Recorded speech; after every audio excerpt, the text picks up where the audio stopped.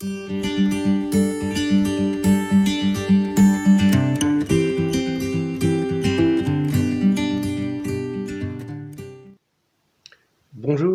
et bienvenue à chacun, à chacune, encore une fois, à un café à la fois. Heureux de vous retrouver pour ce temps autour du Seigneur, autour de sa parole.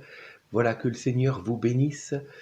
Comme nous sommes lundi, je vous souhaite une agréable semaine. Voilà, que le Seigneur bénisse vos projets, qu'il vous laisse sa paix et qu'il conduise vos pas.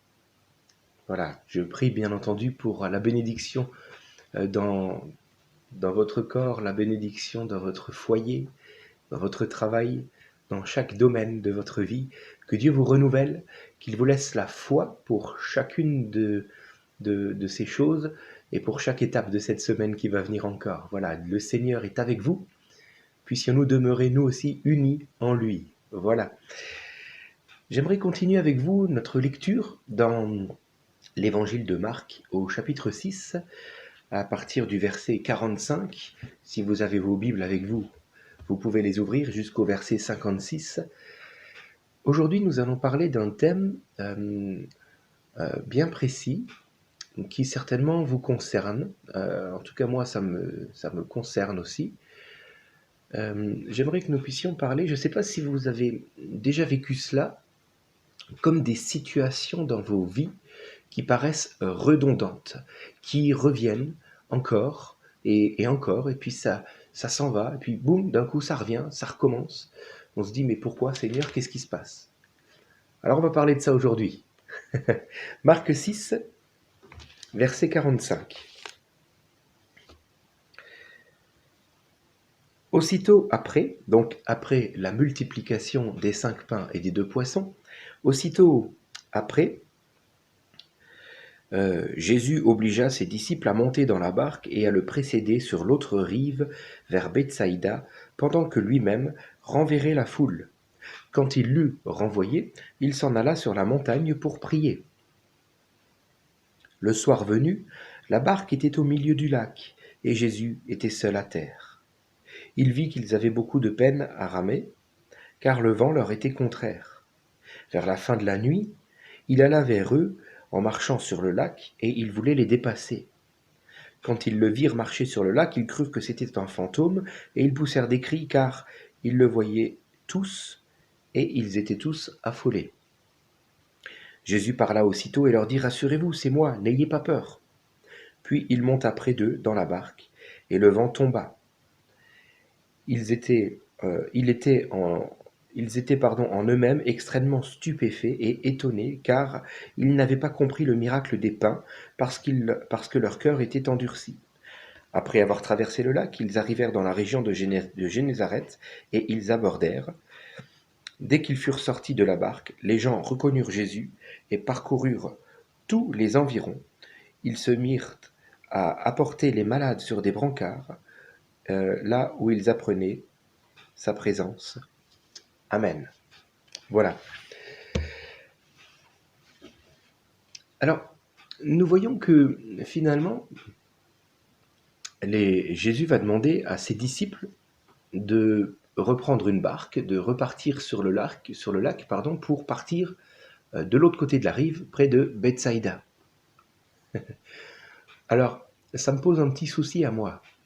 Je me dis, mais Seigneur, comment se fait-il que tu leur demandes de s'en aller, de prendre le large et d'aller ailleurs, alors que quelques versets plus tôt, on en avait parlé semaine dernière, souvenez-vous, Jésus avait proposé à ses disciples qui revenaient de mission, mais mettez-vous un peu à l'écart là pour vous reposer un peu. Et puis finalement, ils n'ont même pas pu le faire parce qu'ils ont directement été rattrapés par la foule. Et finalement, au lieu de se reposer, ils ont dû servir à ces 5 pains et 2 poissons qui ont été multipliés à 5000 hommes, autrement dit, entre 10 et 15 000 personnes. Alors mettez-vous à la place quand même de ces disciples qui non seulement ne peuvent pas se reposer, mais qui en plus vont servir autant de monde.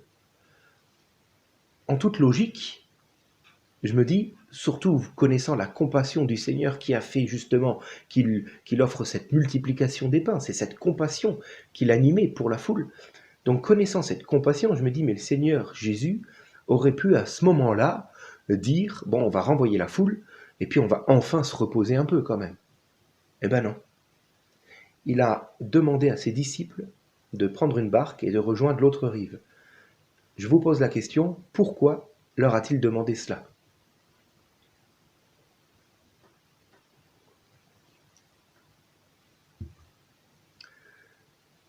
Jésus a revêtu notre humanité, certes, mais nous le voyons en particulier au travers de ce passage de la transfiguration où Jésus va révéler toute sa gloire, sa divinité à trois de ses disciples, Pierre, Jacques et Jean.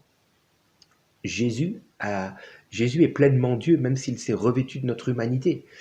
Et ce faisant, Jésus est omniscient, il sait tout. Donc il savait que une tempête allait arriver. Alors, non seulement il ne va pas dire à ses disciples, bon, enfin on va se reposer, mais il les envoie sur le lac, tout en sachant qu'il y aurait une tempête. Et si c'était justement parce qu'il y avait une tempête qui venait, que Jésus les a envoyés sur le lac? Voilà pourquoi il aurait ajourné, finalement, ce temps de repos. Parce qu'il fallait que les disciples soient confrontés à la tempête. C'est ce qu'il fallait. Du moins, c'est comme ça que je comprends ce texte. Il fallait que ses disciples soient confrontés à cette tempête. Si la tempête aurait attendu un peu, bon ben, reposez-vous, puis on ira demain, quand la tempête vient, mais ça, il ne l'aurait pas dit. Mais comme la tempête vient maintenant, eh ben, allez-y de suite, et pas de repos. Pourquoi le Seigneur envoie-t-il ses disciples faire face à une tempête? La réponse est simple. Souvenez-vous, 2 chapitres plus tôt, Marc chapitre 4, les disciples, avec Jésus dans la barque cette fois-ci, étaient déjà confrontés à une tempête.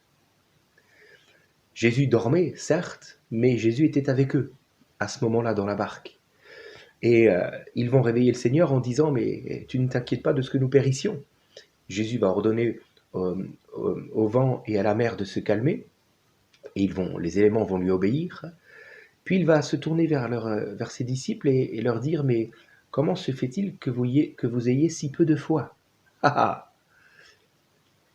Autrement dit, lors de leur premier passage dans une tempête, les disciples avaient manqué de foi.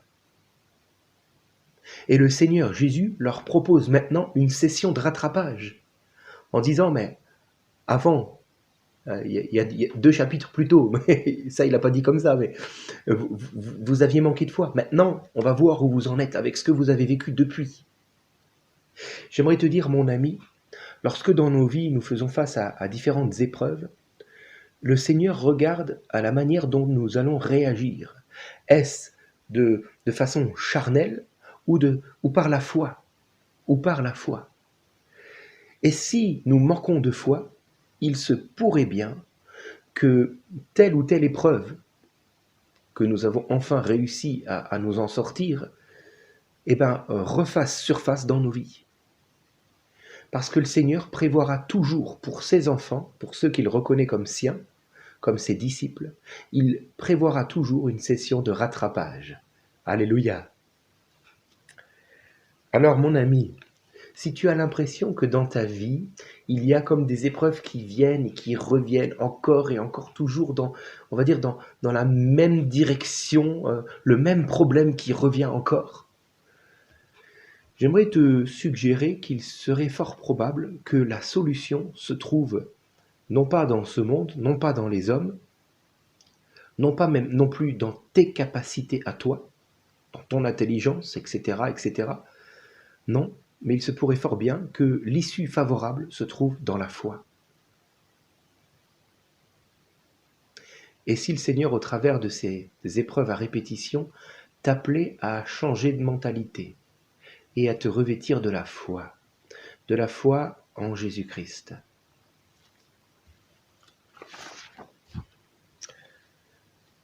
Il ne s'agit pas d'une foi, passagère, qui va durer le temps de l'épreuve pour qu'enfin ce soit terminé, que ce cycle de répétition cesse il ne s'agit pas de cette foi-là, mais plutôt d'une foi qui apprend à persévérer. À persévérer. Nous l'avons lu, Jésus va voir ses disciples s'en aller dans la barque et avoir beaucoup de difficultés à ramer dès le soir et jusqu'à la fin de la nuit, donc au lever du soleil. Donc pendant toute la nuit, les disciples vont ramer et Jésus n'intervient pas. Autrement dit, il nous faut nous revêtir d'une foi qui persévère. J'aimerais vous lire Jacques chapitre 1er, versets 2 à 4, où il est écrit « Mes frères et sœurs, considérez comme un sujet de joie complète les diverses épreuves auxquelles vous pouvez être exposés. » Alors, Jacques, dans sa lettre, n'est pas en train de dire « Chouette, une épreuve, c'est cool. » Non, on n'est pas comme ça, hein, on s'en passerait bien. Mais nous pouvons voir l'épreuve sous un autre angle. Au travers de l'épreuve, nous pouvons grandir dans la foi. Et c'est avec cette vision-là que Jacques écrit. Et donc il peut dire, je peux considérer telle ou telle épreuve comme un sujet de joie complète. Sachant que la mise à l'épreuve de votre foi produit la persévérance. Nous y sommes. Mais il faut que la persévérance accomplisse parfaitement sa tâche afin que vous soyez parfaitement qualifiés, sans défaut, et qu'il ne vous manque rien. Le verset 5 nous dit, « Si l'un de vous manque de sagesse, qu'il la demande à Dieu, qui donne à tous simplement et sans faire de reproche, et elle lui sera donnée. » Alléluia. Peut-être nous faut-il cette sagesse qui accepte d'appréhender l'épreuve par la foi, par une foi qui va persévérer jusqu'au bout. Peut-être nous faut-il nous dévêtir de la sagesse toute humaine pour nous revêtir de la sagesse du Seigneur, afin que cette foi qui persévère nous anime jusqu'au bout, car Jésus n'est pas en retard, il n'est jamais en retard. Je pense à la maladie de Lazare, son ami, où Marthe et Marie, les sœurs de Lazare, vont faire chercher le Seigneur, mais Jésus va tarder à venir. Et lorsqu'il va venir, Lazare sera mort depuis plusieurs jours déjà. Et Marthe fera comme quelques reproches au Seigneur en disant « Mais si tu avais été ici, il ne serait pas mort. » Et Jésus de lui répondre « Crois seulement, et tu verras la gloire de Dieu. » Car Jésus n'est pas en retard, mais il vient épurer, il vient aiguiser la foi des siens. Il n'est pas en retard pour ta vie non plus, mon ami. J'aimerais te le dire. Mais il regarde, il voit que tu rames, littéralement, il voit que tu rames, mais s'il tarde, c'est parce que cette session de rattrapage dans ta vie doit servir à ce que la foi te fasse toujours avancer contre vents et marées. Et tu verras la gloire de Dieu, car Jésus n'est pas en retard. Il viendra. Il viendra.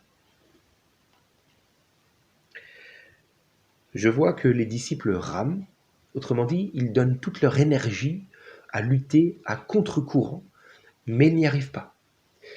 Je note donc ceci, c'est que dans l'épreuve qui t'est proposée, il ne suffit pas d'avoir une foi qui persévère et qui dit « Seigneur, j'attends que tu agisses ».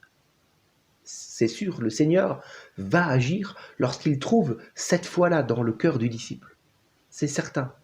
Cependant, il nous faut nous aussi non seulement avoir cette foi en ce que Jésus va intervenir, mais il nous faut aussi nous agir avec, selon ce que nous pouvons faire. Les disciples n'étaient pas là en train de laisser la barque couler. Non, ils essayaient, ils ramaient, ils faisaient ce qu'ils pouvaient. De la même manière, nous sommes appelés, nous, à faire ce que l'on peut. Mais dans ce que l'on ne peut pas, nous ne devons pas désespérer. Nous devons dire, Seigneur, tu vas venir, et ce que moi je ne peux pas faire, toi tu vas le faire. Autrement dit, si tu as une maladie par exemple, c'est bien de prier, il faut premièrement prier, deuxièmement s'attendre à ce que le Seigneur agisse, mais ensuite il faut aller voir le médecin. Ça c'est ce que nous on peut faire. Après si le médecin peut quelque chose, tant mieux, merci Seigneur, mais s'il ne peut rien, le Seigneur lui le pourra. Alléluia. Si tu as des problèmes financiers, prie le Seigneur, attends-toi à ce qu'il agisse puissamment. Mais d'un autre côté, va travailler afin de régler tes dettes.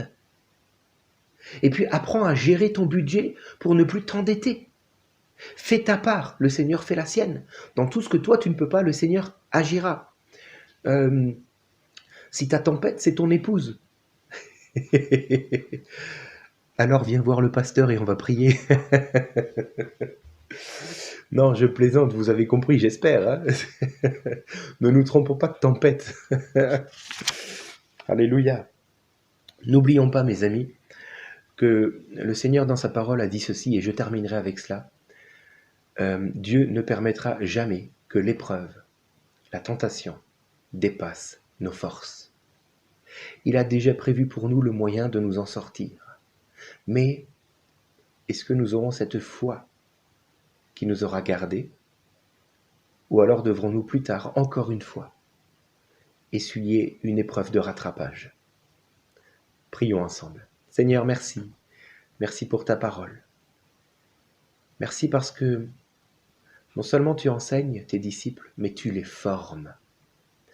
Non seulement tu nous enseignes, mais au travers de ce que nous vivons, tu veux nous former. Je te prie, Seigneur, que nous puissions appréhender nos épreuves avec ton regard et par la foi. Que tu nous permettes d'accomplir ce que nous pouvons faire nous-mêmes, mais que pour tout le reste, nous puissions demeurer dans une foi persévérante. Merci parce que tu n'es pas en retard et tu viens. Tu viens, Seigneur. Alors nous voulons nous attendre à toi.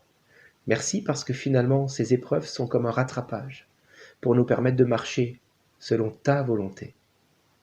Merci, Seigneur. Amen. Que le Seigneur vous bénisse encore. Très très bonne journée à vous. Et puis à demain.